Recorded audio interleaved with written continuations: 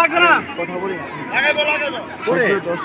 বাহনবাড়ির দেশবাসী আপনারা দেখতে পাচ্ছেন যে আমাদের যে ঘর সাহেব তার পরিবারকে নিয়ে যে আমাদের 18 উপজেলায় মোগরা হাই স্কুল মাঠে যে হেলিকপ্টার যুগে যে কনেকে নিতে আসছে তা এখন আমরা যথাসময়ে আমাদের যে সভাপতি হাফিজুর সাহেবের বাড়িতে যে অনুষ্ঠান হয়েছিল যে যথাসময় তিনি তার পরিবারে ফিরে যাবেন এবং গন্তব্যস্থানে ফিরে যাবেন।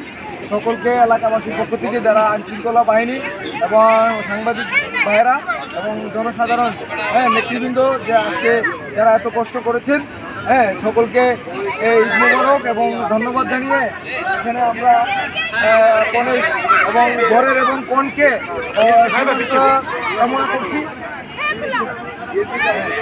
দেখতে পাচ্ছেন যে আমরা ইতিমধ্যে বর এবং কনে টিটু